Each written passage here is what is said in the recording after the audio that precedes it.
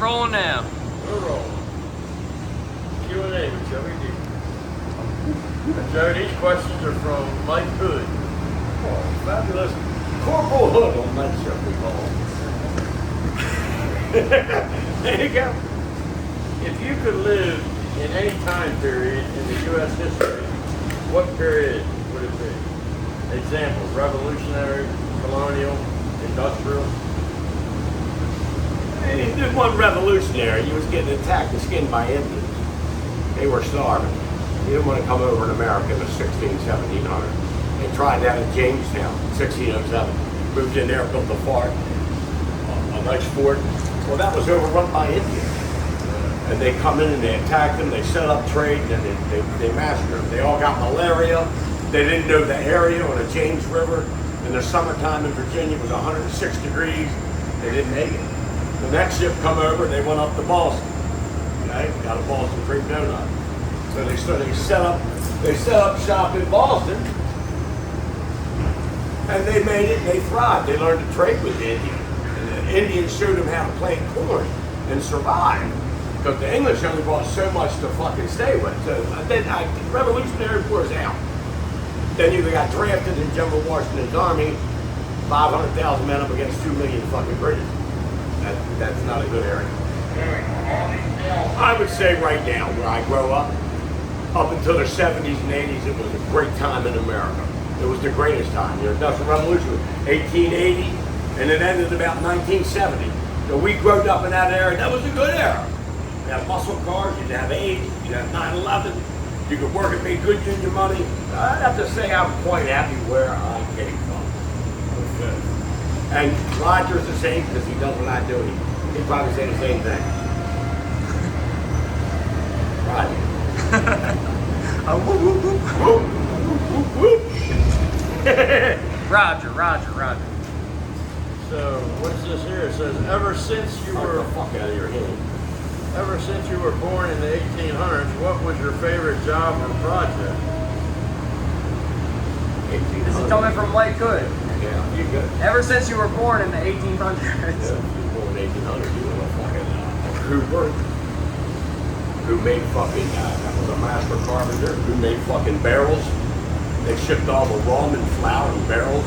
A Cooper would build a wooden barrel with no nails and put them steel rings around there. And he could fabricate that and make that without that leaking. So, and that was good money. Wasn't a lot of them. I looked into that area.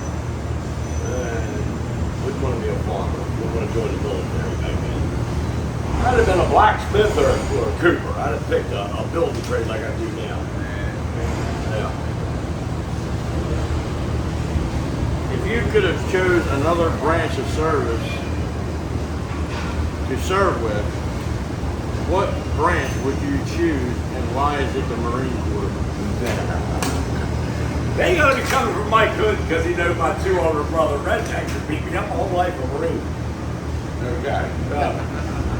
One in the Vietnam era, one after. And he brought men home in 1970 when he went into it. Vietnam War was going on. Tony Weaver and Larry, they were combat Marine Corps veterans. And I would make their mixed drink for them. So I was real partial to Marine when I was 9 years old. When I went in the Air Force, I went up to East Point, Army, Navy, Air Force, Marine. I was going in the back to be a badass Marine. 18 years old. And the man from the Air Force grabbed me and said, hey son, you want to fly an airplane? I said, yeah. So come on in. I went in and I signed up. That's how I went to the United States Air Force. If I didn't, I love the Marine, but my second choice would probably be the Navy, because I love them fucking carriers. 1,000-foot ship, 30 knots, 5,000 men, bowling alleys on them, fucking fitness centers, women. Man, they can't go nowhere. I ain't gonna be turned down for a date. You're the only hole in the boat. Whoop, whoop, whoop, whoop. Yeah, I got this, by the way. So, proud to be a United States Air Force veteran, but I'd have probably got the Navy now.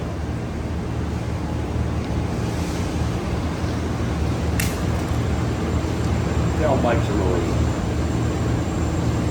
Yeah, they were all from Mike. Yeah, good,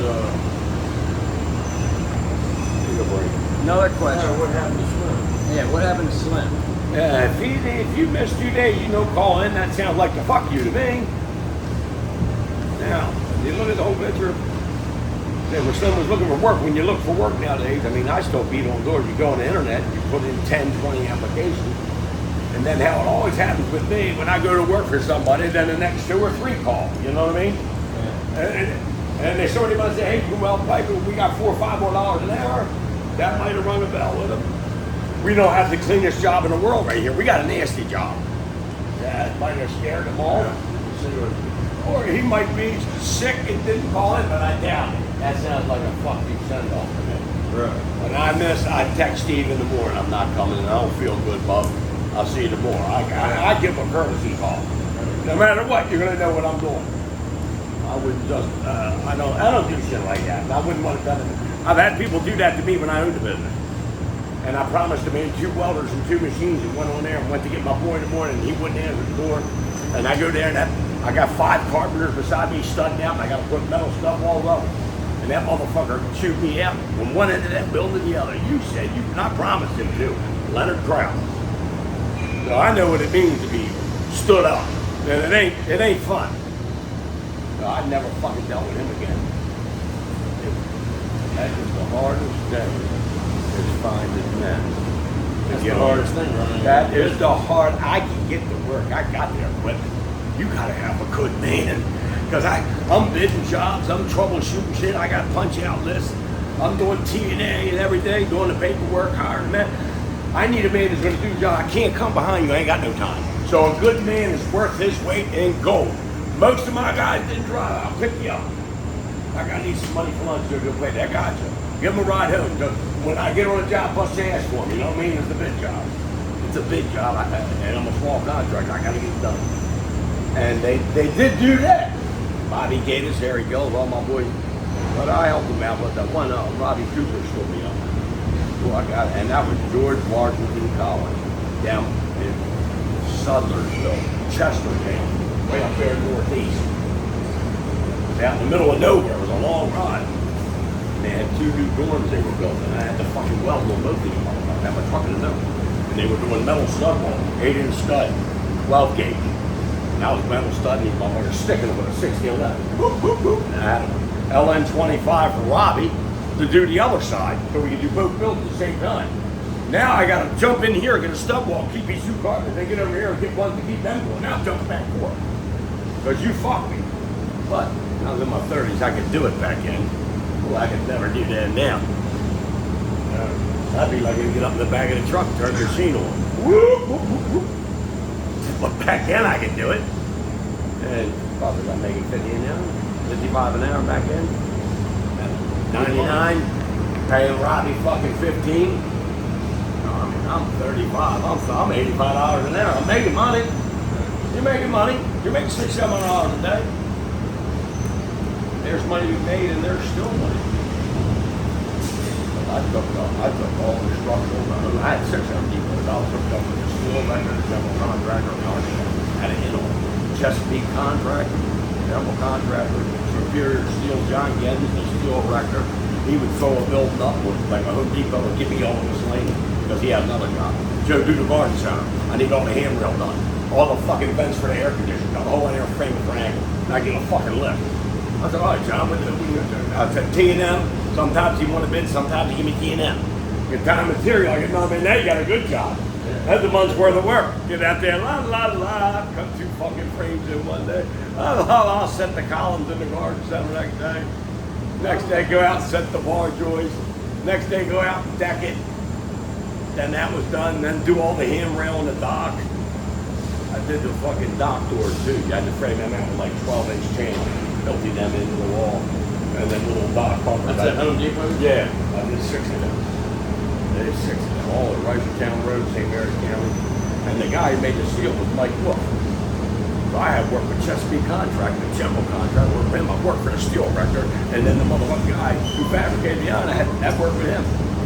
I can talk to anybody. I got all the fucking work. And then your heavy equipment, I went to Ricoboni on Philadelphia Road. Got like 30 trench boxes.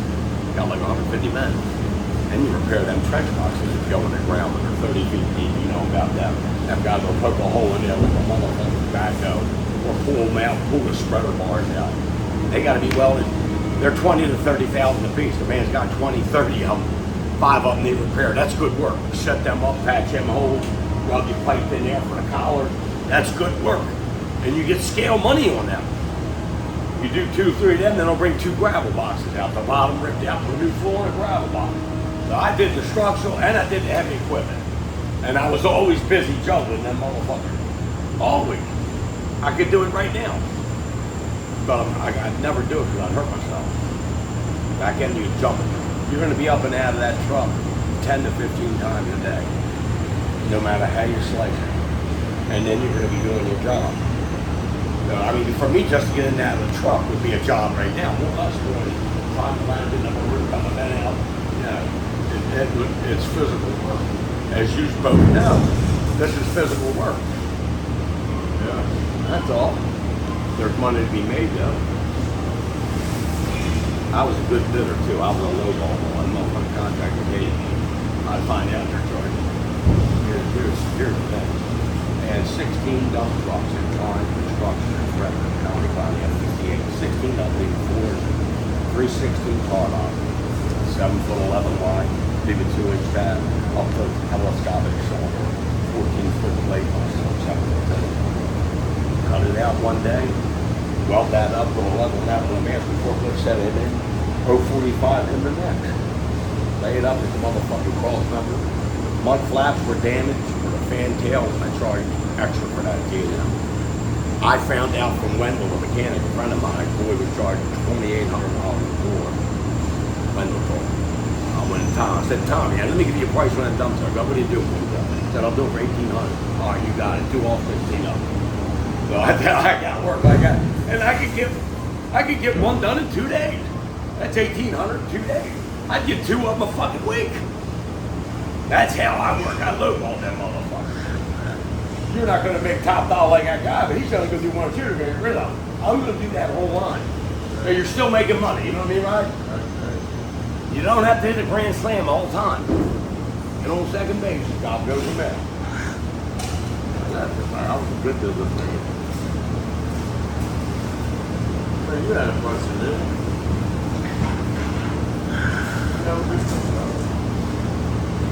Can't remember. Well, Zach, this motherfucker ain't too bad. It was a good job. Zach, you got any questions for Joe? That's the dude. Hey, Zach. Joe did well with Zach back here in the basket shop. Baltimore, Maryland. Where were you at yesterday? That was my question. That's personal business. Weren't here, right? That's personal business. But I did text him tomorrow. Man, Steve. Yeah. I'm a person. But you must remember the old man's 4 months away from calling all this shit. He just sit here. I believe this Monday sometime after again. work, I believe man stopped and got a honey dish. Who's that?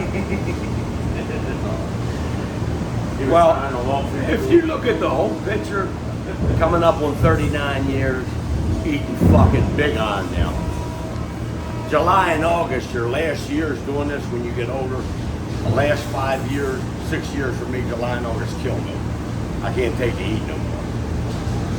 December, January could be 20 below on the top of the Bay Bridge. They go, I can do it. You could be down the point on top of Elford. You'll be on a high ride. You can deal with that cold, because we play with fire. You can put another sweatshirt in the car hard on. We're insulated. You can do that. We can only take so many clothes off in the summertime. And I always go with a thin cotton shirt with fucking armbands so I don't get burned. I can't wear heavy shit, because I'm a sweater anyway. And I can't take it in the summertime no more. That's one of the main reasons the old man. Because I don't want to, I'm ready to go out. I don't want to fucking stroke. I don't want to get fucked up now. I want to enjoy whatever, how many I got left. My buddy Billy Punty had a stroke 2 years ago. Air conditioned heating man, 63, union man. He had a stroke, working that day, blood pressure went up, and he can barely walk, and his hand seized up his arm. He can't move his arm, and all his fingers went in, but the little pinky sticks out. That is how he's got to live the rest of his life, man. Yeah, I seen him in the bar, and he's a big, strong boy like us. Overdoing it, an old man out in the sun, and air conditioning, he's doing roof units. You're up there with that rubber membrane roof, that's hot up there, man. You ain't got to be an iron worker or a big steel welder to have a hard job. Roofers are hard work. That could be AC, dilute man on a blacktop job, shoveling that shit out of that fucking paver. Woo-hoo. That's a real motherfucker. There's a lot of shit jobs. We ain't the only one that have a shit job. You got some other men out here. I got two of my good friends own roofing business. I've done a lot of that on the side. That's a ball, especially Collintown roofs. That's a 40-foot ladder that goes straight up. And that's fucking hard. You got a big cube of fucking tar. You gotta bust that and put it in the fucking melt in the oven, turns it, takes that liquid tar, you got a well wheel, pull that up. Then you got a mop up there, they mop over that motherfucker. Well look, when you pulling that up, you gotta make sure you stay inside because I was the ground man on most of them. That hot tar come down on you, ow, whoa!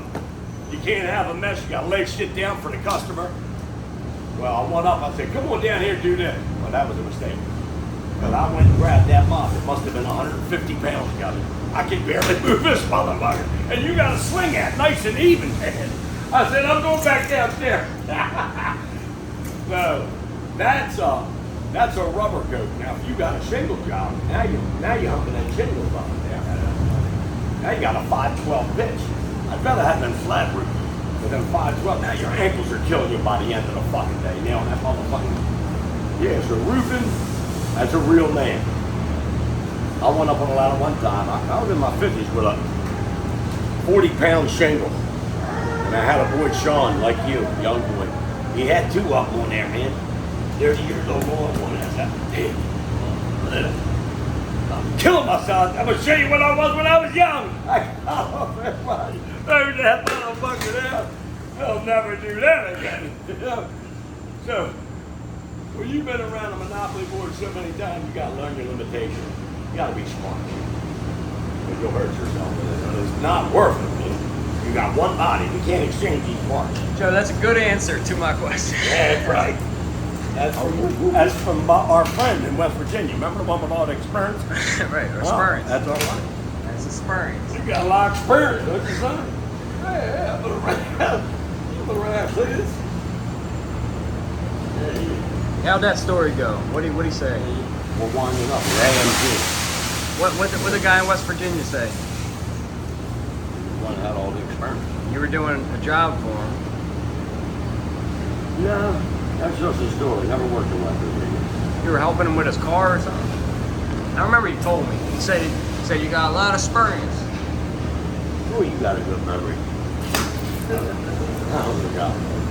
I forgot what I did. Yeah, I forgot. You definitely got a good memory. Well, you're really good with numbers. I know that. You were really my mind remembering a date and statistics. I'm like a dictionary. All right. I can't answer that because I come out of the 70s and 80s. I've done as much partying as 1,000 motherfuckers. 1,000. What was happening in 1954? What was happening in that year, 1954? 1954, he was motherfucking 9 years out of World War II. Your president was Harry Truman, who took after fucking Franklin Roosevelt. Give him hell, Harry Truman. And we were just 1 year out of motherfucking bloody Korea, 1950 to 53. 58,000 men in 3 years. 56,000 dead in Vietnam in 10 years. Vietnam was 1 out of 11 boys that went over there were gonna die. Korea was 1 out of 9. World War II was 1 out of 14. But Korea was no good, man. That was very bad. They were charging fucking hills with superior fucking North Koreans and Chinese. Real fucking men. All right, let me give you maybe a hard one. What was happening in 1765? That's a little down. Revolutionary War was 1774 to 75. So you're 10 years before the Revolutionary War. You're probably fighting Indians. The French and Indian Wars might have been in there. Over in the Ohio Valley, Fort Ticonderoga. We were fighting French, and we were fighting British. And then you made amends and peace with the French. Washington did. Benjamin Franklin was a fucking brilliant motherfucker. France like nobody. They believed they were superior, but they loved Benjamin Franklin. Where was Benjamin Franklin from? Was he French or? Philadelphia. He was from But he Philadelphia? was from England. He come over here as a teenager, by himself, poor and broke, looking for work, and turned out to be one of the greatest men who ever lived. That's how we beat the British. You had Washington, you had Jefferson, you had Franklin, you had Alexander Hamilton, you had John Adams. These men were all geniuses. They had one king, King George III, and he was half crazy. He was the crazy king. He got his head cut off, didn't That was fucking King Louis XIV in France and Marie Antoinette during the French Revolution. Could have been a history teacher in another. I studied history in the United States Air Force. I think you would make a great school teacher. I couldn't take them kids though. Because I like discipline. Kids today don't have a lot of discipline. Exactly. No respect. But that's how we beat them, brother. Because look, Washington had 525,000 men in his army. And 25,000 were Negroes. The rest were Caucasians. And the British were over here with 2 million men. They had 600 warships. We had 24, 26. We had no navy. The Constellation, we got one down here. The Constitution's up in fucking Boston. They're the only two ships we have from that era. We had a couple gunboats, but not like they had it. They had the best gunboats in the world. That was the Royal Navy. There's no way we should have beat them. So the last battle come to Yorktown. Okay, 1776. General Cornwallis for the British coming up from North Carolina. General Washington coming out of Virginia, meeting on the fucking peninsula by Jamestown. That was the major battle. And we had Lafayette from France. And that Benjamin Franklin went over to England and got permission from the king to get their navy to come in and destroy fucking Britain. And the English Navy come up the fucking James River and was inflating fire on their camp. And they fucking surrendered something to the English. So that's how you won your fucking independence. That battle right there. Because of the French Navy, who hated the British anyway. But that was Benjamin Franklin's doing. He was a master negotiator. And France didn't want to see nobody in America. We were peasants and farmers, man. They go back 1,000 years to royalty. Yeah, we wasn't supposed to win that. General Washington, with fucking men with no shoes, ill-equipped, ill-trained, against the best fucking army in the world, there's no way. It's amazing that's how good that man was. You see all the monuments built for that man, they're very well justified. I got one for it. He was a bad motherfucker. Up before Port Deposit, I seen a historical sign that said the Battle of some fort. Yeah. Up there. Yeah, past Happy River. Yeah, 222. What was that, with the Indians? It said with the Indians and something else. It could have been any, but the English Navy was off down the East Coast. They come all the way up to Chesapeake Bay. They were up there. We might have had them. Just like it. That was Washington. We had forts coming in fucking Dundalk. The Union Inn, that's where George Washington's men stayed there. The Union Hotel, Route 222. That's a bad. You ever been there? Yeah, I like Good that place. food. Yeah. Old log cabin. Go over to Conowingo Dam, make a right. That's Route 222. Go down about 3 miles, look to the left, back in the woods. There's a double-decker log cabin called the Union Hotel. Yeah. And they got the best food. That's a beautiful ride right along Susquehanna. And that's been there since, the 18th century. George Washington's men stayed there. And they got a little, I got fried rabbit here, and I got chicken crab imperial. They only got like 5 entrees, but all of them are delicious. And then downstairs, they had a little bar downstairs. But they built that bigger one. They built that bigger. But back then, they had that little Yeah, you bar. walked into the bathroom, you bang your head on that damn. There was a big beam there, and there was a little guy serving shit. And it was only about as big as here, with the old stones exposed down in the basement. Yeah. Yeah, that was, Used to go up there. back in the 80s, I used to go there with the old lady. The Union Hotel.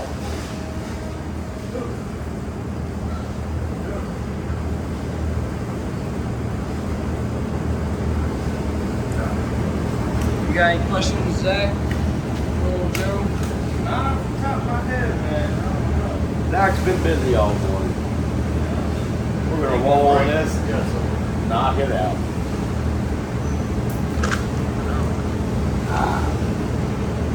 My brake switch went bad in the Toyota. I'm up underneath the dash. It's got a little prong that goes on the brake pedal. The evidence plastic goes into a fucking wire. Well, what it does, I ain't got no brake lights, and it sends something to my gear shifter. I can't get it out of gear.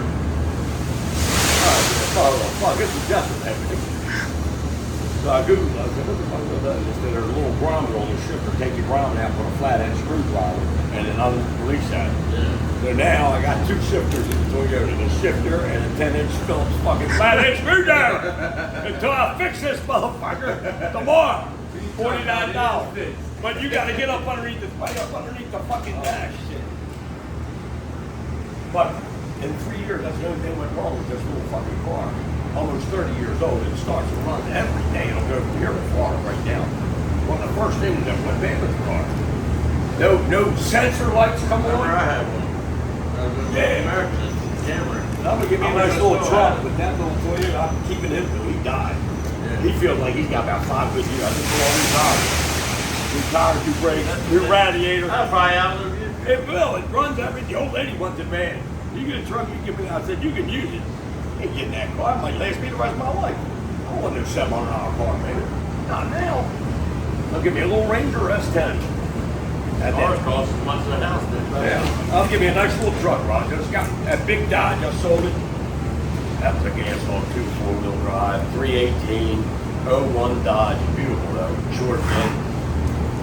That motherfucker rusted out. The plugs rusted out going into the head. And I had a power stroke before that, 20 years with no plug. I buy a fucking truck with plugs. The plug comes out of the head. That's very rare. But what happened is they put a fucking clip on that 01 318. It's 3 inches long by 1 inch diameter. Goes down over the plug housing into the head and to protect the plug from the heat. Well, the plug's already got a boot on it, motherfucker. This ain't pulling a train. No Ford's ever had that. So what happens, Kev, is all the dirt gets down in that pipe and lays around that plug connection, and it rotted it out. Well, that was $1,500. That had to be drilled out in helicoil. And my buddy, don't never bring that back. I said, are all the other ones fucked up? He said, yeah. No, I sold that motherfucker. That had to move both fucking heads out of the night. I didn't want to sell it, but I don't want nothing like that. You know what I mean? I'll give me an S10 or a Ford Ranger, yeah? Or a Toyota to go. Whatever I can find a good deal on, what I'm gonna get. That car will last you. Oh, that little one. I might get it sprayed up. Mako's got $800. Ain't got no rust. I might put a little paint job on the Cadillac.